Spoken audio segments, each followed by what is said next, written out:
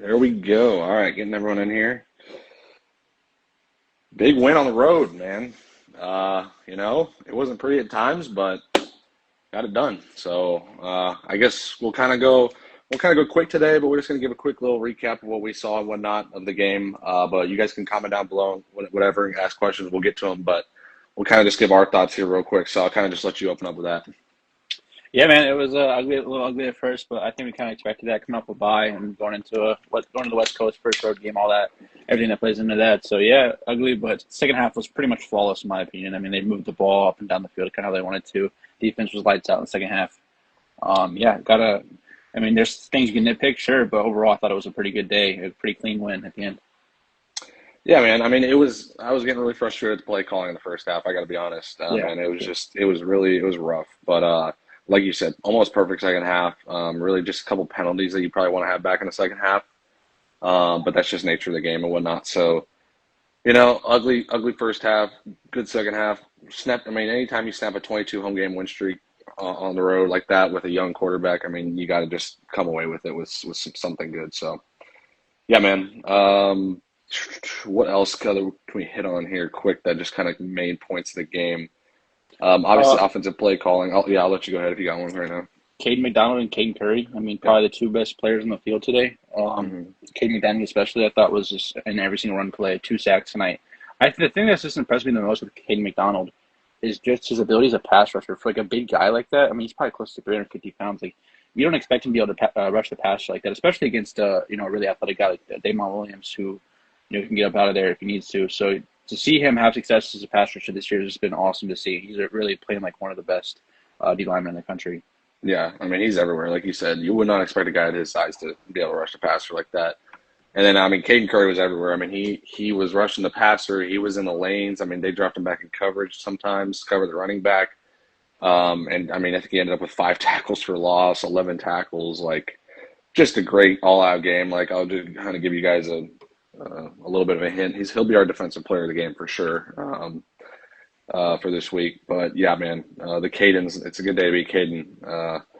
And then otherwise on defense, I mean, you saw some good play from the corners. I mean, really not much going on. I think Roebuck, their second receiver, had a decent game, but those were just good plays from Damon Williams. I mean, he's a talented guy, like buying time to get his guys open. It's hard to cover for that long.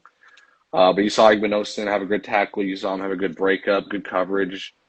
Jermaine Matthews, really didn't even see him, so that's probably a good sign too. Yeah. But yeah, man, this defense, they fly around, man. They Patricia's got them where they should be for sure. It's always good as a corner or DB, especially when your name's not called. Like when no one really pays Yeah, attention to you. That means you're doing your job. You're not, your guy's not getting open. I thought Igbenogson was great in a Denzel Boston matchup, and same with Jermaine. I thought Lorenzo played really well today again too. I really don't get all the hate for Lorenzo. I think he's had a solid year. yeah. I think like back to your point, I think really offensive line, cornerback is probably the two positions you don't want to hear your name called a whole lot. Like Yeah, that probably means you're just doing your job. So. But anyway, let's get to the offensive line. I mean, yeah. it looked solid effort. I think a lot of people are going to nitpick on Philip Daniels. He had a couple key penalties there, and kind of just let up some blocks there at the end. I mean, other than that, though, I mean, I didn't see much problems with the offensive line. Yeah, 4.4 yards a carry is great. Anytime you get above four per carry, you'll take that, and that's factoring in the big sack that Stan had at the end of the game too. So 149 yards rushing, outgained Washington by almost 100 yards on the ground today. So won that matchup. Thought the O-line got a lot of push up front and kept staying clean for the most part. I think that last sack was more of a coverage sack than anything. So yeah, offensive line looked great today and did what they needed to do against we kind of talked about it, a pretty good Washington run defense coming into this game. Yeah, I mean, it was a solid effort. I saw guys floating around. I thought the scheme was okay at times. I mean, you saw like two the same run plays in a row. I think I texted you. I'm like, man, we just ran that stretch to the boundary two plays in a row. I think it was like towards the end of the first half. So some of the scheming was all right. It's obviously certainly not what Chip Kelly had last year, but I think the guys that are in there are doing what they're told as far as scheme and just getting their blocks and whatnot. I think the tight ends as well. They blocked well Yeah. today. Max cleared a few good blocks. Kazmir came and had a nice block. And then obviously you see Nate Roberts up in there, kind of running that fullback, that up back kind of position. So Yeah, man. I like what I saw up front in the trenches today on both sides of the ball for sure. Yeah, real quick about the tight ends too. Like that's really surprised me of how much different tight ends they've used. They've used five different guys. You know, they've used Yeah. Claire, they've used Kazmarek, they've used Thurman, Christian, and Nate Roberts even down there in the Hmm. goal line. So just all those guys have played really well, and that's really surprised me. I kind of thought it might be like Claire, then maybe some Kazmarek for blocking. That's kind of it. But they've really used all five of those guys effectively, and they've all done really well this year. So And they honestly they pass out of those sets too. If you got a three tight yeah, end set in there, I mean they'll pass too. So it's good to have that. But sometimes it gets a little much. And then I've seen comments and whenever it's like, okay, we do run that four tight end set well, but we got all these playmakers. Like you're bringing in a tight end to replace a Carnell Tate or a Jeremiah Smith. It's right. like you take the good with the bad. So it's good to see it if it works. But if it starts to not work, then you kind of just get it's like, all right, let's get our playmakers on the field. So. But I was going to say, as far as playmakers, I mean, I wish in the first half, I really all I wanted to Yeah, see was at the end there. I mean, just you saw it at the end of the first half, and then that first drive of the second half was just pure get it to the guys, get it to Cardinal on a curl route, 5 yard curl, boom, he busts it up for 9 yards, whatever, boom, second and one. Now you can open up the whole playbook. Jeremiah had like 5 catches on that first drive coming out the second half. Like whatever it was. I mean, it's just like it's really not rocket science. I know it's easy for us to sit here and say that, like in our houses and whatnot, and we're not calling the plays and whatnot. But it's really sometimes you just don't have to overthink it. I think your mic's cutting out, unless it's mine. There you okay, go. you Yeah, you're good? good now. Yeah. Okay. No, yeah, I was a little frustrated with the play call in the first half. I really trust Sand to lead this offense and do what needs to be done. But I kind of understand it's his first roadster. You don't overload him, but also they were running the ball pretty effectively too, which kind of helped. But yeah, I want to see them keep opening that up going forward. You saw like when they opened it up more, I thought we moved the ball with a lot more ease, and once you could get it out in space to guys like Carnell and Jeremiah, even Claire had some nice catch and run there. So yeah, I just think for saying just keep building that trust in the coaching staff, so that way they keep opening up You that cutting out playbook. again. I'm not sure. Oh, hold on. Maybe it's me. Yeah, I think it's you. Yeah, it's my AirPods. Yeah, sorry. Okay, good. Yeah, there you go. No. So yeah, whatever. Are you good? Are sorry, I Yeah, probably yeah, interrupted you. Yeah. Yeah, I was just gonna say Lance had commented something about I mean, like Sand's ball placement. I mean, you saw it on display today, man. Like it was anytime or Sand got time, I mean, it was on their helmet. Like the throw to the Claire on the sideline, the throw to Carnell, to Jeremiah on the slant to ice the game there at the end. I mean, the ball was out, quick release, got some zip on the ball. So yeah, man, like props to Julian Sand, first road start, snapping a 22 game win streak. Like I think it doesn't get much better than that. So yeah. Sanders has done just about like been just about perfect through his first four starts, in my opinion. I mean, we never questioned the arm talent. We knew that was going to be probably a strength. That yeah, was why people were so excited for him, especially that quick release. But yeah, just like I said, keep continuing for him to keep building the minimize mistakes, which I think he's done for the most part, and just keep building that trust, make the necessary plays, don't take unnecessary sacks, things like that. And I think it's gonna pay dividends by the end of the year, especially going into games like at Penn State. So yeah. Speaking of Penn State, what do you got? Quick pick on that game tonight. I saw someone had asked earlier. yeah, Dante Moore's like first true road start like against a good team. I think it'll be Penn State. That's such a tough environment for him to go into for a young quarterback like that. I'm gonna go with Penn State at home. I'm Plus two, taking. I kind of want to see like an Ohio State 1 versus 2 in the shoe. I think that'd be Oh awesome. yeah, I'm rooting for Penn State. I want to see the 1v2. Also, I guess I'm rooting for Penn State also because I think they're going to win because Oregon's ranked sixth, not number five. So if it was a top five team, we Yeah, all know James Franklin's record against top five teams is I think 1-18. I think top 10 it's like 6-20 or something like that. So yeah, just that little number. I'll take the number six. So I'll take the number. I'm just going by stats here, but yeah, I'll take Penn State. Yeah, just a little Uh, number. There's enough for James Franklin. So yeah, that's all I needed to know. Yeah. All right, let's hit some questions here on our way out. We'll kind of wrap it up. Kind of just do a quick little wrap up here of this game. We'll go back if you guys just want to keep spamming your comments and whatnot. We'll kind of go back. Someone said build Bo Jackson a statue. Yeah, what were your thoughts on Bo Jackson? I mean, yeah, he man. had a good game, man.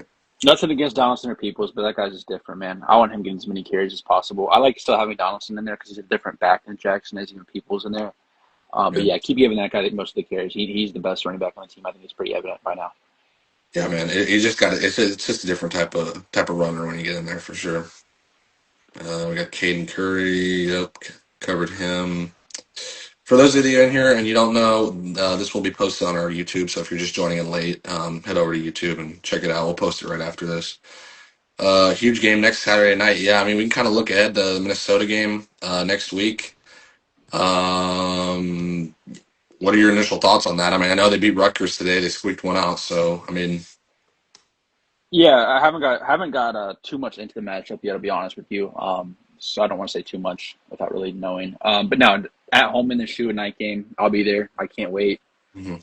It's gonna be awesome, man. I'm just excited for that. I mean, I know they had a night game against OU, but this is a little bit feels a little bit different, in my opinion, with it being a Big Ten game. So I'm excited for it.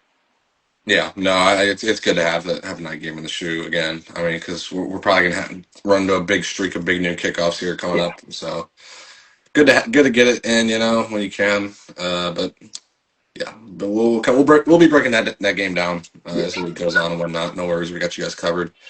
Do you think our run defense could stop Penn State? Well, I like to see what it would look like tonight against Oregon's run defense, but from what I can see right now, also going off of past years, I'm going to say yes because of the fact that what we've seen this year. I mean, Texas broke off a few nice runs. I had talked about that last night with Wisner. You saw him today against another elite running back, Jonah Coleman. We haven't really even talked about that. I mean, kind of shut him down. He got his. I mean, he got a few Yeah. few good runs. I don't know what his stats were. You probably got it pulled up, but Yeah, I was gonna say 13 for 70, but I didn't feel like that. I feel like it was just a couple of long runs. Other than that, it was pretty much bottled up. So like, yeah, I totally agree. I think he had the one in like the first quarter or whatever. It yeah, was probably like like a two, 30-yard three run. maybe. Yeah. But yeah, So man. yeah, I mean, if it's anything like that, we'll take it all day. I mean, if you're telling me we're holding Nick Singleton or Katron Allen to 13 carries, 70 yards, and the other one to 5 carries, 40 yards, whatever it is, I mean, I'm fine with that. It's whatever. Yeah, the way this defense is playing right now, man, I don't know if anybody can score on this team right now. I mean, they've just been so good and better than I don't want to say they're better than last year's defense yet because that'd be kind of absurd until we see like a real matchup. But I mean, they look just as good as last year. They have not taken a step back even with all the starters that they've replaced. Yeah. Right now, I pick them to be able to hold anyone under 20 points, and which is really I think is all they need if this offense can keep going the way it is. Yeah, I agree. 20 points is yeah, that's probably that number. Yeah. All right, we'll move along. Thoughts on the Ennis fumble? Yeah, we haven't talked about this. Special teams was kind of as a whole today, Yeah. just kind of just gross and just it looked like they didn't even practice, over the long bye breaks. I mean, what were your thoughts on that? And then Ennis and I don't know, maybe punt returners going forward. Yeah, on the Ennis thing, it's just I don't know. I mean, he had a good return on it. Just kind of lost. I think he got stripped from behind, right? So I think he kind of didn't realize trying to make a play. I will say I would like Downs back there a little bit more than Ennis. I don't really think we saw him at all this today. But yeah, man, I don't really necessarily love Ennis back there. I get why he's back there though. It's just a guy you can rely on. I like to see maybe like Mylan Graham get back there, see what that looks Yeah, like going forward. So yeah, and then the other special teams blunder. I mean, what the hell was the Washington? I mean, that was yeah. yeah, That was just a miscommunication. I mean, I kind of honestly I like the play call, but the execution was just awful. I don't even yeah, know that was horrible, but yeah, it kind of gave us a break there. Um, My thoughts on the Ennis thing. I've always had this thing going back to last season, even in Mecca Ibuka, like in the national championship. I just feel like our receivers are like select receivers out of Heartline's group. I'd say they're my one like nitpick with them is ball security. I think they've never had like a Mecca would always just hold the ball like way up here and out here. I mean, it was just and you saw in the national championship game, like Mecca fumbled in a key spot and Notre Dame almost came back and won that game. Like it's always happened that way. Obviously you haven't seen that with Jeremiah Smith, but I mean he's just a different animal. Carnell Tate, maybe not as much. You don't really see him with like with the yak yards as much as often. But I just feel like these yak guys, these slot receivers, the JSN had problems too. You saw him fumble a couple times in that Rose Bowl, even though he had like what 347 receiving yards, yeah. whatever it was. It's just ball security has kind of always been the issue with these slot receivers at Ohio State. So if you're trying to trust a guy to have a punt return like that, you better trust him to hold on to the ball too. Yeah, I would like to see, Downs mixed back in there. I still think Ennis can get some from time to time, and then like Graham, I think Mylan Graham would be a good candidate back there to get a look at that as well. Yeah, yeah, no, I agree. Yeah, I mean, you saw Milan Graham out there. We haven't really talked about it, but he was out there a few times today in some big Yeah, spots saw that. lining up. So maybe they'll probably look at that. I assume at some point. Sure. All right, we'll hit a few more questions on our way out. We kind of got to get going here.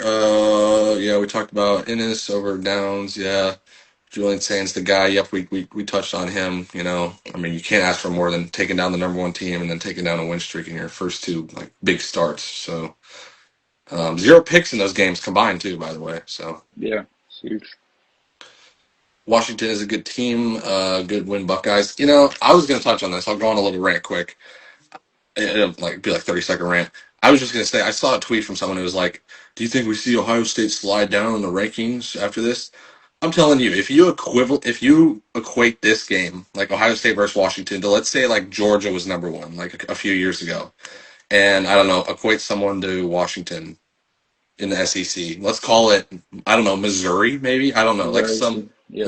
like above average team, and Georgia beats them 24-6. Is anybody asking the question, should Georgia move down? Like, no, they're not. But since it's Ohio State, and even though they go and get a crazy good win on the road, it's, oh, should they move down? Like, oh, they look bad in the first half. Like, yeah, you're right. But literally every other number one team has had a game like this, and even a game like this, it's fine. Like, so it makes no sense, because if this was any other team, no one would be asking that question. It's crazy to me. And the SEC doesn't go to the West Coast either. Like this is a completely new time Yeah. zone for these guys. Most of these guys probably haven't really been out here. They're from Ohio, so yeah. I mean, we kind of knew that the early struggles were going to be a thing. So they were rebound from it, and I thought they did their job for the most part. So hmm Yeah, I totally agree, man. It makes no sense to me. So Alabama or Georgia, then Alabama over Vanderbilt, or Alabama over Vanderbilt. Yeah, I mean Alabama, Georgia tonight. I yeah, gotta stick with the dogs, man. I like the home win streak. Alabama still hasn't impressed me. I mean, yeah, they've shown up the past few weeks, but it's been against pretty mid-tier teams. So I'm gonna go with the dogs. yeah, I got to go with Georgia at home. And Alabama's, I know they played better of late, but Georgia at home is just a different breed. They showed in Tennessee they're still legit in the SEC. I still think they're the team to beat there. So I'm gonna going with Georgia until they kind of prove otherwise. Yep.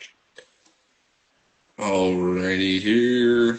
Let's get maybe one more, and we'll wrap it up here.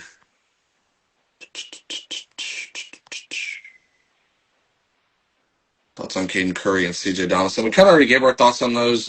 Tuck, we appreciate you coming in, but we will post this on YouTube if you want to go check it out after the game. But we kind of hit on the running backs and the defensive line as a whole, and included Caden Curry and Donaldson in there. So yeah, you'll check it out on YouTube. We'll post it right after this.